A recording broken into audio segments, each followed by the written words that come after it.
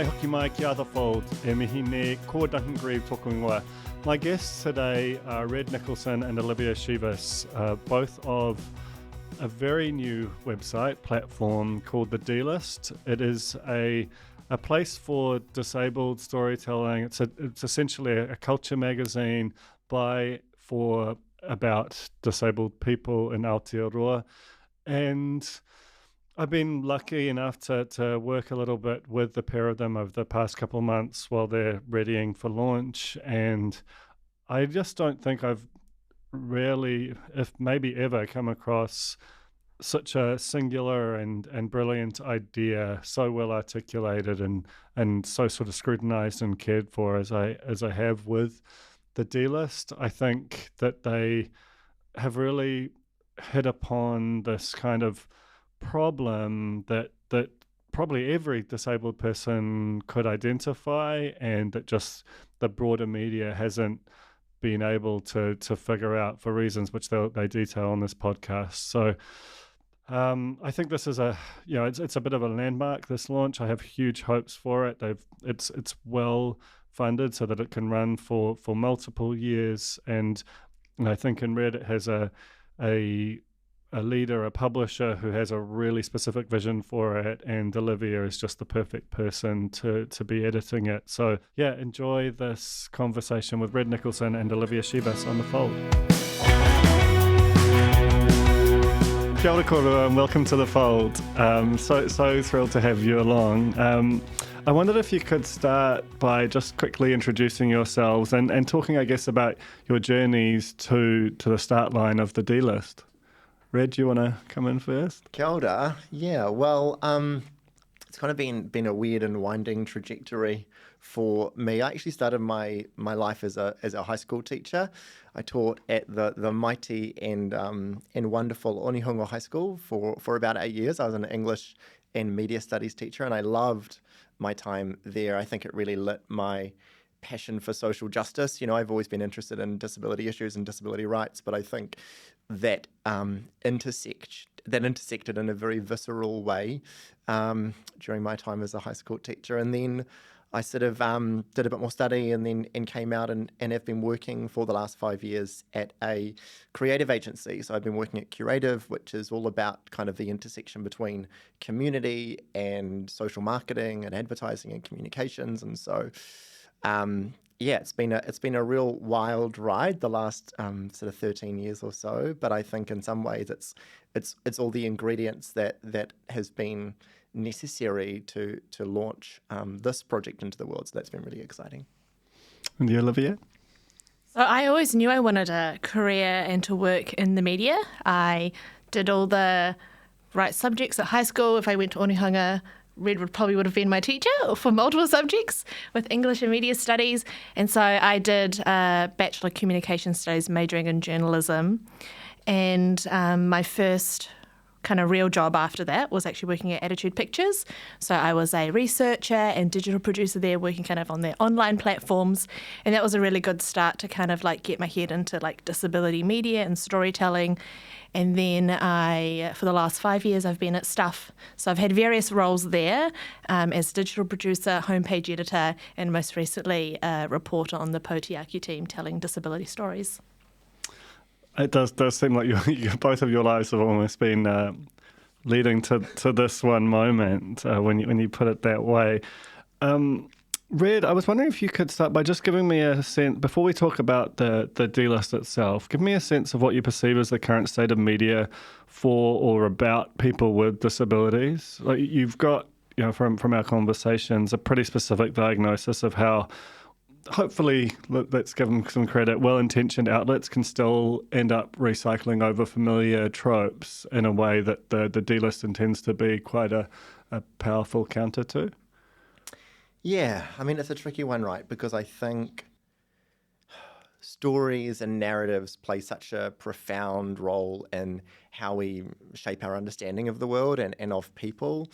And I think there are a number of players in the kind of disability narrative space that have been doing really important work for a long period of time. I think what is true also is that the time has come for a shift in those dominant paradigms. I mean, my friend Philip Paxton talks about the 3 T's of disability storytelling, the 3 tropes being stories about trauma, stories about tragedy, and stories about triumph over disability. And I think the unfortunate kind of cumulative effect of those tropes and their prevalence is that we tend to see disability through these quite deficit-based paradigms. We see disability as a tragedy that has befallen someone, a traumatic event that has somehow, diminished their personhood or their existence, or we see disability as this obstacle that you need to overcome in order to be as normal as everyone else. And I think what's really fascinating about looking at those stories as a disabled person is just how disconnected and almost wildly kind of oppositional they are to the lives that we lead. If you know disabled people, they're some of the most hilarious, creative, sassy, salty people that you could hope to meet. And yet the stories that are told about us are these like weirdly infantilized, paternalistic narratives. And so I think there's just a natural kind of space that has just been sitting there for ages, waiting for someone or waiting for the right kind of moment, the right funding environment, the right ingredients to come together to offer something and to actually fill the gap for stories told by disabled people for disabled people, and yes, for disabled people, but also in such a way that the folks who are natural allies of disability communities can get behind and kind of revel in those magic stories as well that right now are just kind of missing from the zeitgeist. No, that's a really powerfully put. So, Olivia, prior to now, you worked for Staff, which is the largest employer of journalists in the country. What was that experience like for you? Thinking probably more so about your time on Potiaki, both in terms of the scope of your work and its impact. Yeah, well, I think I was quite lucky at Stuff. I got to kind of like be in the hustle and bustle of a busy newsroom as a digital producer, kind of not doing any disability storytelling. I did a lot of kind of live events, live blogging, live streams, breaking news. And so it was quite nice just to like figure out the mechanics of a big news organisation like Stuff and be a part of that every day. And so, but I still always noticed when there were stories about disabled people that I was just like, cringing that Red described. And, I think as someone with a disability, and having quite a visible disability with being, using a wheelchair, you can kind of see how those stories kind of translate into your everyday life. Just how people read the news and then how they treat you in real life is quite funny. I mean, the other day I think I was going for lunch and me and then, a walking non-disabled friend were just on the road and someone came up to me and said, "You're really awesome, And they didn't say it to the other person, just directly at me. And I wish my friend was like, "Nah, she's a real dickhead." Like, I just... But I guess, just transitioning from, being very aware of those types of stories. And so then when I transitioned into the Potiaki team at Stuff, just telling disability stories, it was a real scary but exciting moment because I knew I had this I feel like I had this responsibility to disabled people to tell stories that they could relate to, tell stories that we've been wanting to tell for a long time but were never told or hadn't been told from the right kind of angle, the right perspective. So I think it was, it was really cool. But I really hope I did a good job, and maybe I didn't do it perfectly all the time. But I think just knowing that I was a disabled person telling these stories made a difference to what you'd seen in the past. So I mean that kind of sets up really the D-list itself. Red, tell me about this idea because it's quite a profound one in terms of its intention versus even the likes of Attitude, which has been a very big, really the dominant player in this space for such a long time. But when we first met, you explained it to me, and I felt like it was one of the most pure, kind of coherent ideas for a new media platform that I've heard in some time. What is the genesis of the idea? It's actually got a really rich origin story, which I'm just kind of low-key obsessed with because I think it's very easy for these things to emerge as a kind of on the back of an individual or the back of a couple of individuals. But the truth is that this project actually emerged from quite an extraordinary co-design process. So it was in 2020, and the then Disability Rights Commissioner, Paula Tesoriero, she's always been very kind of emphatic that if we want to see real changes for disabled people in terms of social outcomes, health outcomes, education, employment, because, you name the social statistic and disabled people are very much at the bottom of the heap right now. And her kind of thesis was, well, if we started to address some of the attitudes that sat behind the kind of people who work within those systems, we might actually get some substantive outcome and changes in terms of outcomes as well. So she was always really kind of passionate about this idea that if we can change attitudes, we can change outcomes. And if you think about the way we have historically looked at, thought about, talked about disability, it is very much through that kind of deficit charity-based mindset. So at the time, Curative and the wonderful team headed up by Eddie Royal there came together alongside the Human Rights Commission and actually alongside disability communities more broadly to undertake this quite extensive co-design process. So over about a year, we spoke with over 200 disabled people, non-disabled people, to really get to the bottom of what are those attitudes out there that are preventing disabled people from kind of participating fully in society, from having the job they want, from attending the school they want. And I think the idea going in was that we might make some sort of campaign off the back of that. And, you can imagine what something like that would look like, right? It would be a series of TVCs and posters, and it would be like, treat disabled people just like you want to be treated. And like, we've done that before, we've been there, we've done that, we've done the whole disability awareness thing. And what we actually realized through that process, that what was missing in this whole jigsaw puzzle was something for disabled people ourselves. We held these workshops, these hui, these talanoa spaces where disabled people came together, and it was just revelatory. There was this real magic, surprise, surprise, and bringing people together who experience the world in a similar way, but who are also kind of wanting to create something better, something that doesn't exist right now. And so there was this real magic, actually, that happened in these spaces where we just brought disabled people together with no non-disabled people around. There was no kind of weird power dynamic. There was no one controlling the space. It was just us. And this kind of, visceral kind of raucous joy that comes from when you bring people together who experience the world in a similarly unique way.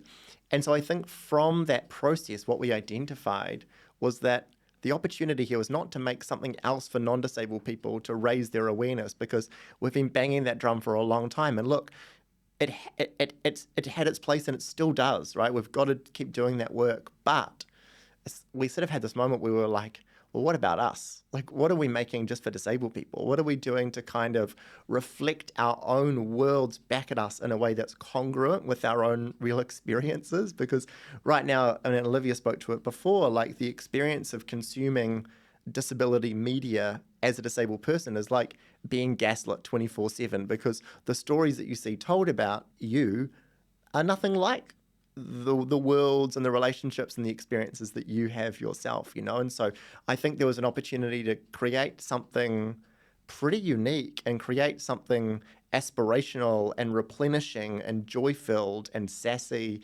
and a bit dark, because humor sometimes is what gets us through the hard stuff. So this isn't by any means saying that disability is marvelous and wonderful and all sort of happy and fluffy 24/7.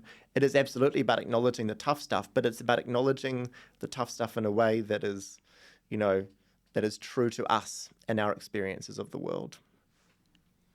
I mean, yeah, it's such an interesting point you make about the how this should be. If this is the problem, which I think you've very explained quite brilliantly there, what is the solution? It does feel like very frequently the sort of typical government response is let's do a campaign so that we can say that we did a thing. Maybe it works a bit for a period of time, but that kind of a TVC which is inevitably reductive, and maybe some outdoor posters and so on. It's just with something as enormous and complex as the world that you're and nuanced as the world that you're discussing. It just feels like it's inevitably going to barely scratch the surface and be something you do to say that you've done it rather than something profound. But the flip side of that is, if the government is very happy to fund campaigns, it's not very often in the business of funding a startup media organisation. That's an altogether more complex question to answer. How did you go about that side of building the sort of financial case so that you could actually, hire Olivia and get to work?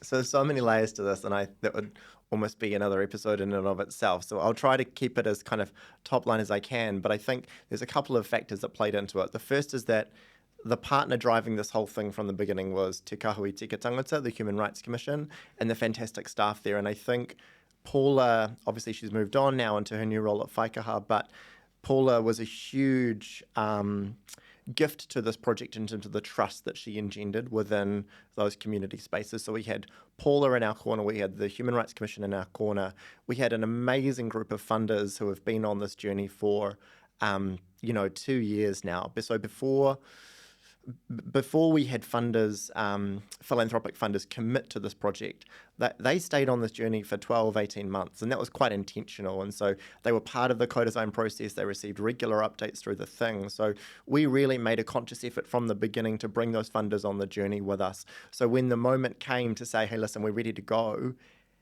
do you want to support us to really make this thing happen? They were absolutely, all in, because they'd seen the rigor, the depth, the kind of substance of the co-design process. And so I think in many ways, and obviously, the creative team have got a really strong track record in the social marketing space. And I think what we proposed in the end was yes, this is a media organisation, and yes, this is about telling stories by us, for us, but it's also all about community development. It's all about actually nurturing the next generation of disabled storytellers and creatives. If this was just the Olivia and Red show, there's no way that this would have the legs that it needs to have. What this needs to be very much a broad church, and our work has to be about growing the capability and capacity of disabled people to contribute to this work. I mean, I make no secret about the fact that I had a huge amount of internal turmoil about the conversations that I was having about potentially bringing Olivia over to the D-list, because she's basically one of our only disabled journalists in the country. And I think when you're dealing with such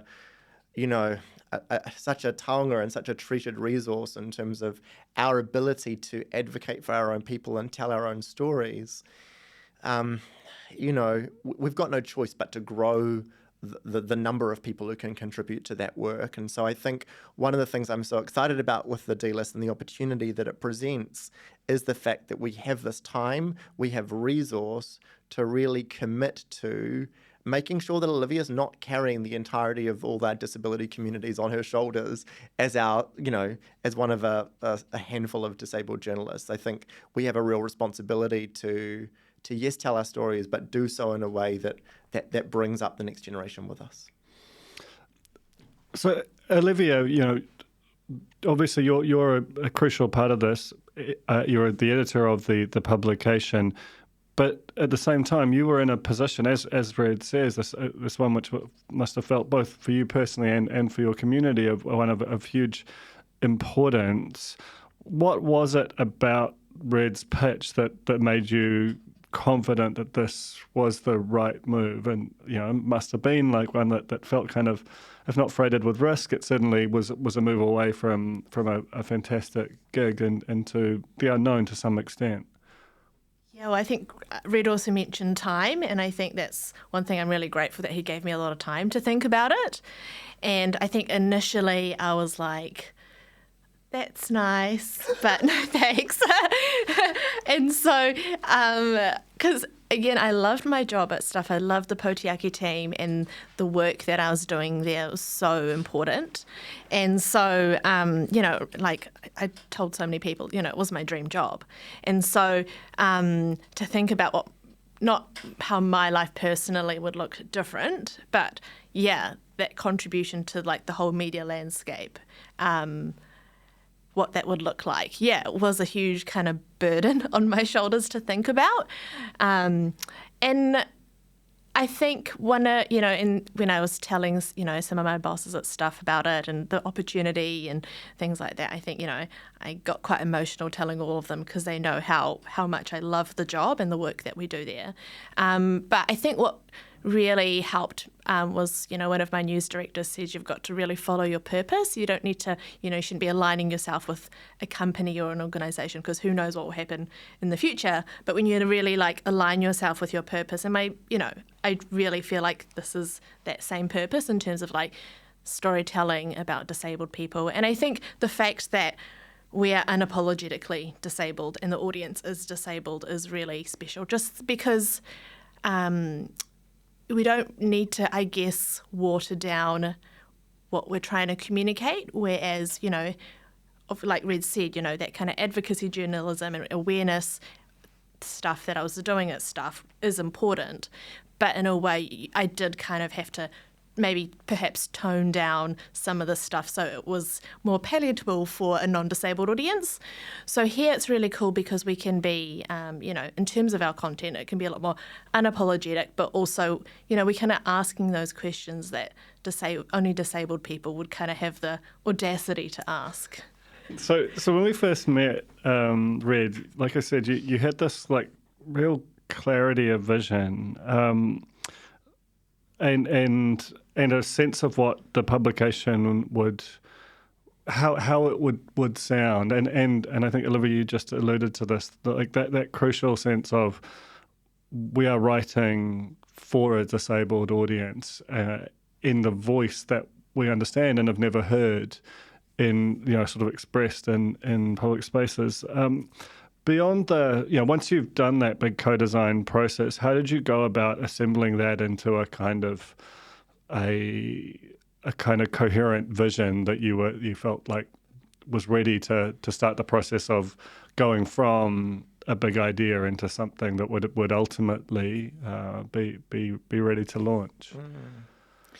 It's funny, I think one of the things that I've probably always known but only recently kind of have been able to put words to is that I think in many ways the D-list has always existed, and I think anyone who, I'll explain what I mean. I think anyone who is part of a kind of historically marginalised or underserved community will understand this. They'll understand the experience of having kind of this one world where you hang out and share in-jokes and like deeply painful experiences with your community, and then you'll go out into the kind of mainstream media spaces and kind of consume narratives and stories that feel wildly divorced from these authentic experiences you're having over here. And so I think to some extent that was actually the easy part, like putting the kind of the vision, the kind of strategy, the threads around the D-list. I mean, they're just there. You go hang out with a group of disabled people, it's all there. And I think it was just about how do we bottle that essence of being in those community spaces and make that and turn it into a brand, that people know and trust. And how do we keep that experience as kind of editorially tight and consistent as possible, whilst also acknowledging that there isn't any one experience of disability. And I think that's one of the things that can freak so many people out, so many non-disabled people out. It's like, oh God, how do I do disability storytelling when I've got, wheelchairs over there and then blind people over there and deaf people over there? And it's like, it can all just feel a bit overwhelming, right? And I think that's part of the reason why there's such a scarcity of good kind of journalism and or storytelling out there about disabled people. But once you get disabled people driving those kind of those visions and those vehicles, then I think that's when you unlock the magic. I think, unfortunately, what we're also dealing with is like generations of conditioning to believe that disabled people aren't capable of doing this work. I think the classic experience for disabled people is being invited onto an advisory group or some sort of sounding board without any real ability to drive the execution and delivery of a thing. And so I think that's what's fundamentally different about the D-list, is that we've got disabled people leading our board. We've got only disabled people on our staff. And we really believe in the power of people with disabilities to make this thing happen. And so I think it's not hard for us. It's not scary for us.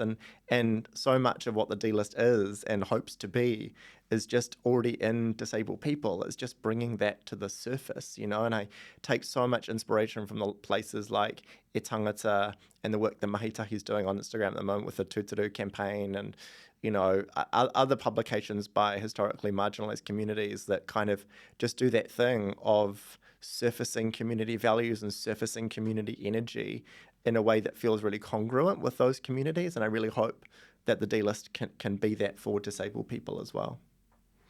So one thing that you've done, and I think this is where it really speaks to that, that wanting to be a step change in the, almost in the tone, more than anything, of disability or storytelling in this space, is like this thing looks amazing. Like it's got a really kind of poppy brand feel that kind of feels like it will naturally encourage a very sort of fresh, modern, authentic voice.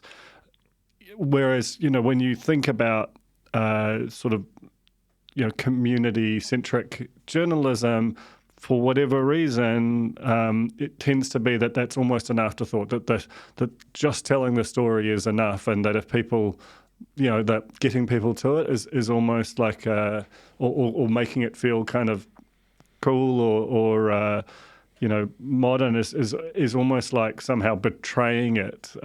You can feel that way in terms of the way that design is handled. Where did that come from, and how important was it for the pair of you to kind of feel like this was, this had a real look and feel, a very considered look and feel to it?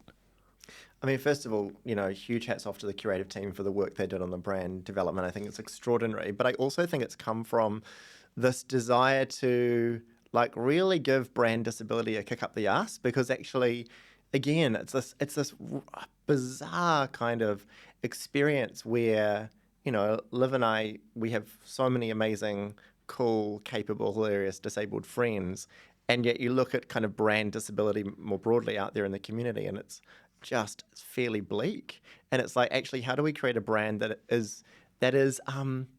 reflects the people and the spaces that we spend time in, and actually makes disability feel like somewhere that you want to spend time and you want to hang out. We deserve that. We deserve to have spaces that are cool and fun and aspirational. And I think, a lot of inspiration was taken from, the journey that the queer communities have gone on around the way in which they harness joy to bring people together around a common kaupapa and around a common cause. And I really hope the D-list is a place for disability joy, somewhere that young disabled people in particular finally see a space where they are reflected, where they want to be, where they want to be seen, where they want to hang out. And I actually think brand is often hugely underrated as an ingredient to make that happen. It's often the thing that gets the least resource, that gets the least kind of consideration. But I think for the D-list, I wouldn't say it many places other than this podcast, but I think brand is a huge part of what we are, our initial offering, at least, as a way to bring people together. Yeah, I mean, as looking, when we kind of set our editorial vision and things like that, one of our values is that we will be beautiful, in terms of we want it to be just visually just attractive and, and we're lucky we have, funding and resources to make it to the high standards, as other media organisations. And yeah, I think because disability has been in this kind of medical type model for so long, and when you look at kind of medical disability type spaces, it is very clinical and boring type websites where it's just information just put out there in bullet points, whereas the design is just so beautiful and stunning for the D-list. So we want it to be a space where people feel welcome and want to be part of it. Do you have a sense of how it will sort of operate and express? I mean, it's the gift and the curse of digital publishing is that you can basically be anything you want. what kind of story forms you'll aim for, audio, video, how you'll use social, even down to kind of relationships with other publications, and how you will, because the other hard thing is just growing an audience in 2023 is different to it might have been in prior eras where there was a bit more free distribution available. Do you want to speak to that a little? Yeah, I guess one thing that's, in terms of like launching and going live, a lot of the work that's been done leading up to this, all the co-design, all the communities, all the relationship building that Red's been doing for the last 2 to 3 years is really vital in terms of our audience. Our audience is disabled people, and I think, we've reached, this community really well and built really good relationships. We're not going to be putting out a press release to every mainstream news organisation to write a news article about it, because that's not our audience. So I think that's what's really cool about, attracting our audience. And so in terms of content, we are navigating that and figuring out what our voice is as we go live. We've got an amazing group of a small group of contributors at the moment who are, being part of the co-design process as well and totally just get it. And we'll be writing opinion pieces, columns, and doing news as well. And wanting to, in terms of news, it will be from that kind of really strong disabled lens in terms of what disabled people want to know about. And so, it'll be a mix. And I think eventually we will be wanting to do more kind of multimedia stuff. But like any kind of organisation or launch, you just want to go live and just figure it out as you go along. Just the amount of support we've had before going live has been amazing as well. So all the people, who've heard of it and want to get involved, even if they're not regular contributors, just the excitement around it has been really exciting. How have you gone to sort of find your people? Because as you said, Red, if that there hasn't been historically a lot of disabled journalists or sort of who are outwardly or explicitly focusing on that community, so how have you kind of, especially in this, it's not quite stealth mode, but certainly pre-launch mode, built out that community? And if there are people, whether they're listening or they know someone who they think would be a great contributor, what's your sort of process for finding that group who will become your core of creators? I mean, certainly what I found so encouraging, and I shouldn't say not surprising, but not hugely surprising, is just how much latent appetite and demand there is for a space like this. Every single disabled person that we've shared this concept with has been like, oh, great, about damn time. It's really is the sense that we've all been sitting around waiting for someone to reflect our worlds in a way that feels remotely aligned with how we experience them. And so I think in many respects, it's actually been a real delight working with our initial batch of content contributors. And generally they're found through relationships. Liv and I joke that sometimes it can feel like there are only about a dozen disabled people in New Zealand because, we tend to get an outsized share of the kind of airtime. And I think the job of the D-list is to make sure that it's not those usual suspects showing up in this space every time. We do want to broaden the tent. We want more people to feel like actually disability is an identity in a space that I can feel proud to be a part of. I think that's really one of the things we're working towards. But what I love about the initial batch of contributors that we've got working for the D-list and writing pieces and doing illustrations and doing kind of audio stuff is that they're not just the usual suspects, they're not the famous disabled people, but they're also people who are on a bit of a journey around what it means to identify as a disabled person. What does that mean for me? And I think, I've got this amazing illustrator down in Wellington who, is actually quite well known within New Zealand, but has also lived with an eye condition their entire life and has kind of been on this, and actually tells a story in their illustration beautifully on the side at the moment, tells a story of their kind of journey in and out of disability community spaces and where does she fit and what's her kind of journey around using the word disability? What does that mean when she uses that word? And how disabled do you have to be in order to use that word? These kind of really complex and quite existential questions that hopefully the D-list can create a space to kind of unpack and explore for people to find their own tribes within that. We keep coming back to this idea that there is no one singular or homogenous experience of disability, and how do people find their own groups within that, And so you're launching this week, and with all of the kind of bundled energy, nerves, excitement that goes along with that, how will you know it's working? Like, have you got a sort of an idea in your head about the kind of signals that will sort of tell you that's moving from that kind of the sort of co-design and the conversations to like the live product? I'm keen to hear your thoughts, Liv, too. I think for me,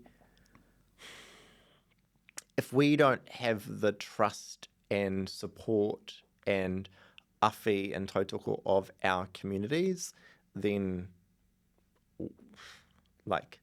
we might as well pack our bags and go home, And I think we have to keep walking that really delicate line of both creating compelling content that builds that audience, that grows our kind of grows our audience, whilst at the same time working at the speed of trust and working at the speed of our communities, and making sure that we don't get so carried away with this exciting, new toy that we are building, that we forget about, parts of our communities that have actually been doing the battling for have cleared the way for us to do this. If people didn't fight for deinstitutionalization in the 80s, people like Olivia and I would still be living in hospitals. If people didn't fight for minimum accessibility requirements in the building code, we would not be able to get into this building today. So I think there's a lot that we can sometimes take for granted, and I think it's about taking our communities with us, making sure that they are vibing with this work, making sure that we are listening deeply, and making sure that we are responsive to what they are telling us, whilst at the same time holding a vision for something that just doesn't exist right now. It's so hard for us, for disabled people, to imagine something new when it simply doesn't exist right now. And I think part of what our job is to fight that kind of the lack of permission to imagine something different that we just haven't had for such a long time. What about you? Well, I was going to say I want every place to have ramps after we launch. No. Feels reasonable. No, I guess from an editorial side of things, part of my job is, I've had this kind of career in a mainstream news organisation which is used to the churn, is used to kind of deadlines, but I guess the nature of the media industry, like any other industry, is not really designed or set up for disabled people. So I guess for me, part of my job is to create a space where, there's kind of two sides of me. There's like one side, I want to bring in all the best disabled writers that can write for the D-list, but also like young disabled people or people who want to write may not have have had that environment that can support them to get to that point of, we'll talk about high editorial standards and, high expectations. So my job is I want to be able to foster an environment where people feel comfortable to do that and kind of gain the skills. And it's working at the pace of the environment as well. And so I guess, seeing content on the D-list that is a range of different voices, different disabilities, different perspectives, and also quite, scene setting in the media industry as well. So lastly, that's the sort of how will we know it's working on, in the first few months piece. But let's kind of look ahead to a future. What would be an amazing sort of vision of what success looks like for the organisation? I think when we first spoke, Red, you said that there isn't not much like this, not just in New Zealand, but almost anywhere. Like, do you have a vision for growing it beyond this country, or at least using it to address issues and culture beyond our borders in a way that might resonate with disabled people all over the world in some respects? I think there are two things, right, that are kind of that are symbiotic in some respects. So we talk about the D-List being the home of disability culture in Aotearoa. We really want to incubate and grow and manifest a greater sense of who we are as people, and coming to the D-List for that kind of taste, if you like, of disability culture. But at the same time, we also know that disabled people are a woefully underrepresented group of people across society in Aotearoa, right? Whether particularly within Parliament, but if you look across the board. And so I think part of our hope is that we can get kind of disabled people to be understood as a constituency that it's not okay to ignore anymore. I think right now, it feels very easy to put disability in the too hard basket because of the medical lenses that Liv talked about earlier. And I think really the opportunity here is to put disability on the map as a proud and mobilized constituency, mobilized set of communities who are demanding better for our people. And I think right now it's so easy for us to be ignored by people with power. Because actually our systems are set up in such a way that makes it, it's actually very straightforward to do that. So I do hope that we can manifest this home for disability culture into actually an advocacy space and a mobilization space. Again, I take so much inspiration from the proud history of the queer rights movement and the way in which they were able to bring people together around a common cause. And they started with their community first, right? And they mobilized and they agitated and they kind of formed that sense of solidarity. And it was only at that point that allies were invited in. But fundamentally, it was the allies piece that tipped things over the edge as far as mainstream civil rights legislation changes go. And so, it's no surprise to me that the recent conversation around the accessibility legislation in Aotearoa kind of,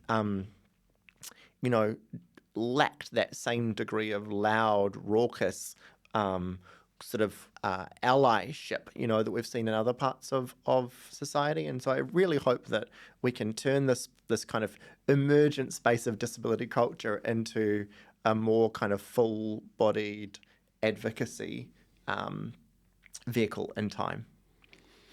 Honestly, it's such an amazing achievement even getting to this point, and yet I have the strong sense that there is so much more to come out of the D-List. Thank you both so much for coming up on The Fold today, and really looking forward to see where this thing goes. Thank you. That was The Fold, brought to you by our partners at O Media, making brands unmissable and public spaces better across Aotearoa. Huge thanks to O Media for sponsoring this episode of The Fold and enabling us to make unmissable connections with Kiwis.